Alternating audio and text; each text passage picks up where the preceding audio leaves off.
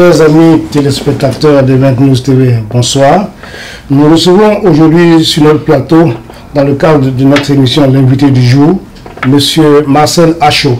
M. Marcel Achot est l'ancien secrétaire administratif de la représentation FPI France, premier coordinateur général adjoint du courant FPI courant humaniste et coordinateur régional Europe.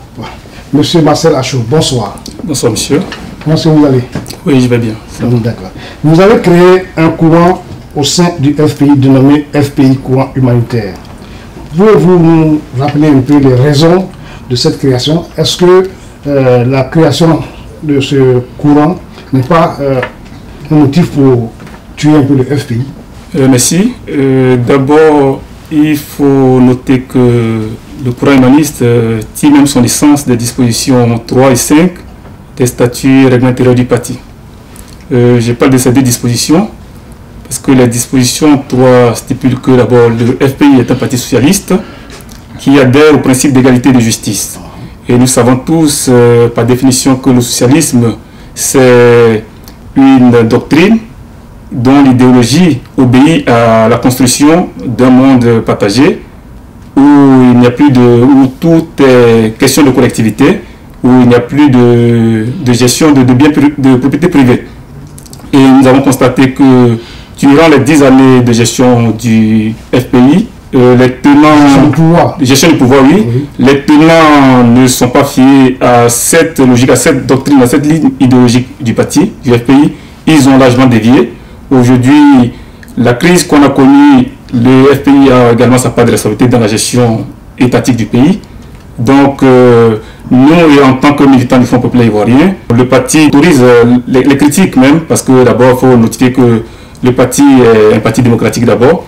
Donc, en voulant critiquer la gabégie de ces tenants du pouvoir, nous sommes fiés aux dispositions 5 qui stipulent que, conformément à la liberté d'expression, le FPI consacre l'entière liberté de discussion en son sein. Donc, dans le respect des statuts et règlements intérieurs, les militants peuvent s'organiser en courant au sein du parti. Et je crois que c'est ce qui a guidé notre choix. Et le courant, c'est juste pour aider le parti, faire des critiques, mais en même temps faire des suggestions, pas pour tuer le parti politique. Et ce courant, il a été créé depuis quand? Le courant, il a été créé officiellement le 30 mars 2014 à Bounois. Et le lancement officiel a eu lieu ici à Paris le 19 avril de la même année. Et qui dirige ce courant? Le courant est dirigé au niveau national et puis d'abord après sur le plan international. Au niveau national, le courant est dirigé depuis le 30 mars 2014, jour de son lancement, par le docteur Serge Nando qui réside en Côte d'Ivoire. Et donc Nando est secondé dans sa tâche par 3 vice-présidents. Le premier vice-président réside également à Abidjan et il a porté son choix sur la camarade Nicole Zézé, qui est deuxième vice-présidente qui réside ici en France à l'extérieur. D'accord, donc c'est Mme Nicole Zézé qui coordonne le courant pour le moment en Europe. Pour le moment, oui, en Europe, oui, en Europe. Pas que la France, en Europe. Donc c'est un peu l'aperçu des personnes qui dirigent un peu le courant actuellement. Oui, au fait, elle représente le camarade Mando à l'extérieur. Mais du point de vue Europe, la camarade a bien voulu se faire aider dans sa tâche. C'est en ce sens que le camarade président Serge Nando a nommé un coordinateur Europe que je représente pour aider la camarade présidente à coordonner les activités du courant ici en Europe. D'accord, mais aujourd'hui, c'est vrai qu'on vous a invité, mais qu'est-ce que vous pouvez dire aujourd'hui à tous ces Ivoiriens qui vous regardent là? Quel appel vous pouvez leur lancer, en tout cas au niveau du courant? Bon, aujourd'hui, il faut le dire que les Ivoiriens doivent tenir compte de la situation aujourd'hui au sein du parti. On voit aujourd'hui le FPI est comparable à une armée qui est dans une pétaudière, une sorte d'anarchie, où aujourd'hui on peut dire que même les caporaux n'obéissent plus aux généraux. Donc je crois que ce parti, il faut d'abord le refonder. Et il y a quand même des militants qui ont pris cette initiative de faire des propositions au sein du parti. Donc je crois que bon, on lance un appel aux militants pour dire voilà qu'on n'a plus à se cacher derrière certaines personnes. On ne peut plus jouer le rôle de suiveur en tant que militant du parti. Il faut proposer, prendre l'initiative et c'est l'initiative qu'on a eu à prendre. Donc nous demandons aux militants de nous rejoindre pour qu'ensemble nous puissions renouveler ce parti. Vous connaissez un peu l'autorité d'Afin Guessan? D'abord, je vais revenir sur la disposition 17 des statuts règlements intérieurs qui stipule que peut-être militant du Front populaire ivoirien, tout démocrate ivoirien ou non ivoirien, tout démocrate Donc d'abord, pour être militant du Front populaire ivoirien, il faut d'abord être démocrate. Alors qu'aujourd'hui, le président Fingé a été, lui, pendant le congrès de 2001, président du parti. Aujourd'hui, est-ce qu'il est démocrate? La question se pose parce que d'abord la démocratie, il faut pouvoir la définir de façon littérale. La démocratie, on nous dit aujourd'hui que c'est la loi de la majorité. Elle peut aussi se définir comme la dictature de la majorité. Donc on a vu quand même qu'au dernier comité central, il y a une majorité qui s'est opposée à la ligne directive d'Afingé-San. En tant que démocrate, il devait se plier à cette décision qui a été prise. Jusque-là, il ne s'est pas exécuté. Il n'y a pas eu de communiqué qui a été conduit ni par la secrétaire générale du parti, ni émanant de la présidence pour demander aux camarades Alain Dogou de quitter la CEI. Donc, quelque part, ceux-mêmes qui dirigent le parti aujourd'hui foulent aux pieds les principes de la démocratie. On reconnaît son autorité, il est président du parti, jusqu'à ce qu'il y ait un gros congrès qui puisse définir les nouvelles instances. Ben jusque-là, il n'y a pas de communiqué. Bon, le comité central a demandé à ce qu'il quitte. Mais bon, il n'y a pas eu de communiqué du Front populaire ivoirien qui, quand même, l'oblige à quitter. Donc aujourd'hui, il peut s'y rendre. Donc pour nous, officiellement, il est toujours encore à la CEI. Quelle lecture aujourd'hui le courant humaniste faire de la situation politique en Côte d'Ivoire? Quand on prend l'élection de Youssou Bakayoko à la tête de la CEI, l'audience de Simon Gbagbo qui va lieu le 22. Bon, d'abord, l'avènement de Youssou Bakayoko, je crois que bon, c'est dû au fait que l'ex-président de la CEI d'alors, qui s'appelait Begré Mambé, il a été quand même pris la main dans le sac en voulant quand même ajouter quand même un fichier litigieux voilà, bon, à la liste électorale. Donc c'est ainsi que le camarade, le président de la CEI, Youssou Bakayoko, a fait irruption sur la place publique. Dès lors qu'aujourd'hui on lui impute tout ce qu'il y a eu en masse en Côte d'Ivoire, parce qu'il n'a pas été capable de respecter un délai légal pour donner les résultats des élections. Aujourd'hui, une bonne partie de la Côte d'Ivoire lui impute tout ce qui s'est passé. Je crois que, bon, logiquement, il n'avait plus sa place à la tête de cette institution, puisqu'il est parti prenant du conflit. Donc voilà, concernant ce Bakayoko, je crois que bon, il doit quand même savoir qu'il a échoué et laisser quand même ce choix à une personne. Maintenant, concernant la situation des prisonniers politiques dont vous parlez, je crois savoir que... l'audience aura lieu le 22 octobre. Et effectivement, oui. Avec à la tête Simon... et Gbagbo et les autres, oui. La déclaration de ces droits de l'homme consacre un chapitre où on dit déjà, je cite, toute personne est présumée innocente jusqu'à ce que la preuve de sa culpabilité soit établie. Aujourd'hui, qu'est-ce qu'on constate en Côte d'Ivoire? Dans un premier temps, les gens sont déjà... On les prend pour des coupables d'abord, avant même d'aller chercher la preuve. Je crois que déjà tout est inversé là. On n'est plus dans la logique d'une justice, voilà, d'une justice. Mais je crois que tous ces procès sont politiques. De toute façon, ils vont comparaître. Nous attendons de voir la suite, puisqu'ils sont tous en liberté provisoire. Et pour nous, la liberté provisoire, il faut quand même qu'on sorte quand même de cette liberté provisoire qui les empêche de mener à bien les activités. Et je rappelle comme ça que au passage que le président doit avoir en 1992, quand il a été arrêté, quand on devait le sortir de prison, on a demandé à être blanchi, à être jugé. Et c'est ce qui a été fait. Donc je crois que, bon, c'est logique quand même qu'on puisse les juger. Il faut qu'ils soient jugés. De quoi est-ce qu'on les accuse? Le peuple entier et le monde entier le saura. Et après, s'ils sont reconnus coupables, ils vont piger les peines et puis ils seront libres. Auquel cas, ils seront libérés. En un mot, l'audience de confirmation de charge de Blé Goudé, en un mot, qu'est-ce que vous pensez de ça? Enfin, de sa prestation. Bon, sa prestation, je crois que là, il a eu à donner quand même un coup magistral à tout l'auditoire et même au juge qui était là. Et je crois que Bensouda l'a peut-être anticipé, et ce qui a fait qu'elle a brillé par son absence lors de la prise de parole de Blé Goudé le 2 octobre. Sinon, Blé Goudé, je crois qu'avec tout ce qui a été dit, si vraiment justice il y a, je crois que quand même Blé Goudé doit quand même quitter les géoles de cette prison qui est très politique. D'accord. Aujourd'hui, dites-nous rapidement, quelles sont les perspectives à court terme de votre courant?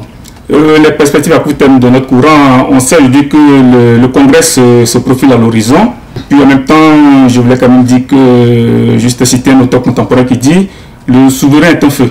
Quand on est près de lui, on se brûle. Quand on s'éloigne, on a froid. » Et aujourd'hui, le souverain au FPI, c'est le président Laurent Gbagbo. Donc je crois qu'avec cette cacophonie, avec cette guerre des héritiers, la seule personne aujourd'hui capable de réunifier ce parti, c'est le président Laurent Gbagbo. Et c'est en ce sens qu'il y a eu l'appel de Mama. Donc, Laurent Gbagbo revient à la tête du FPI? Non, dans un premier temps, non. En fait, il faut réunifier le parti. Donc, notre souhait, c'est que le président Gbagbo revienne quand même pour remettre le parti en mode bataille. Je rappelle comme ça que chez moi, on dit la calebasse grandit lorsqu'elle est attachée à sa tige ou à sa tige. Donc la tige du parti, c'est le président Gbagbo. C'est le seul qui est capable à mesure de réunifier le parti. Maintenant, bon, ça c'est ce que les Ivoiriens, dans la majorité, souhaitent. Et le président, le dernier mot, maintenant si demain il savait que le président Gbagbo ne peut pas compétir, aller prendre la présidence du parti, je crois qu'en tant que courant, nous avons quand même dénoncé les choses. Nous sommes aujourd'hui un courant non aligné. Nous ne sommes ni pour le camp Affinissant, ni pour le camp de Douatier consort. Donc, nous serons dans l'obligation. En disant cela, monsieur Achou, oui.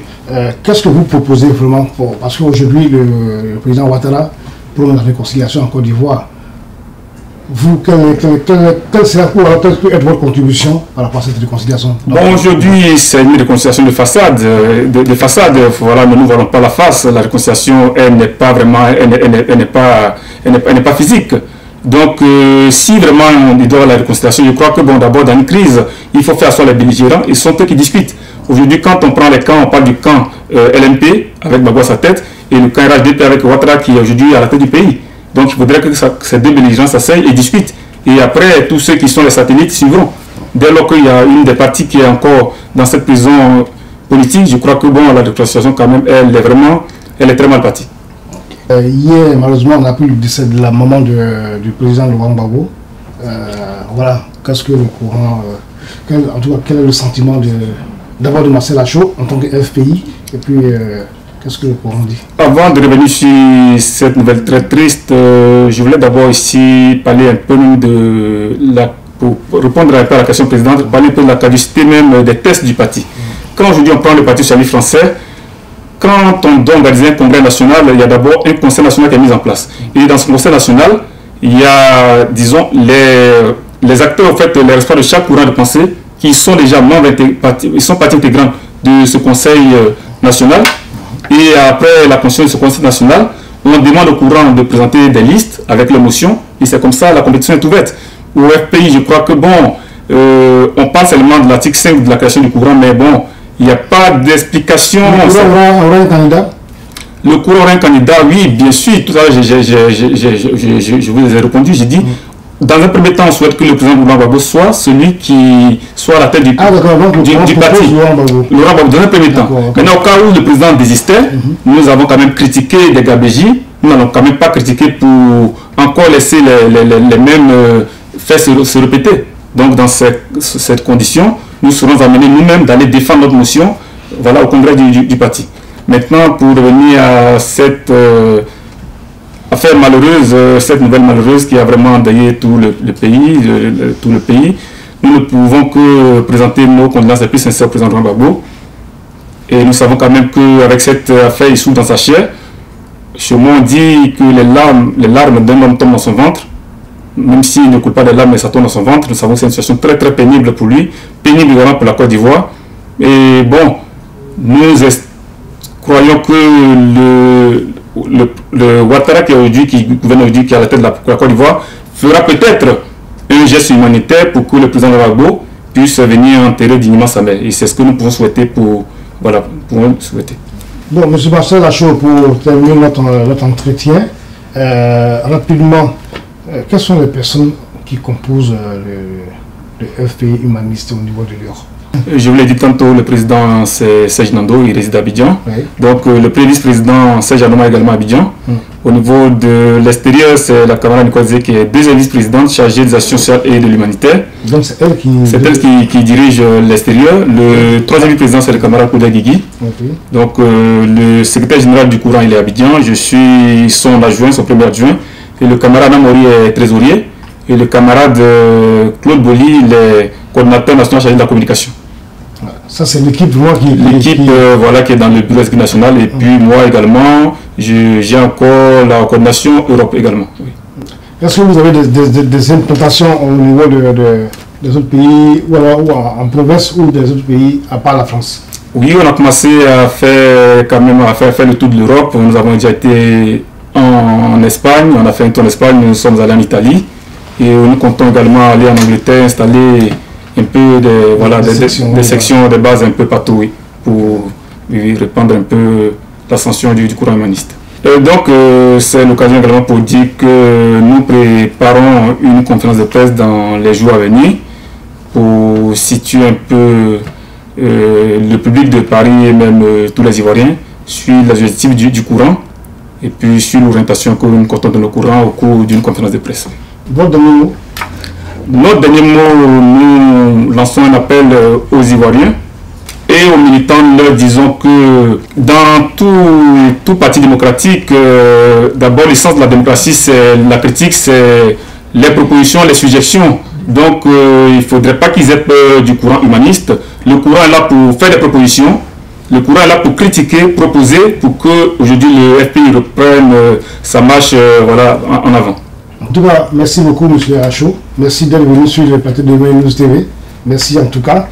Chers amis téléspectateurs de 20 News TV, en tout cas, nous avons reçu aujourd'hui sur notre plateau M. Marcel Acho, voilà, qui est le coordinateur régional Europe du courant humaniste au sein du FPI. Merci beaucoup et à très bientôt.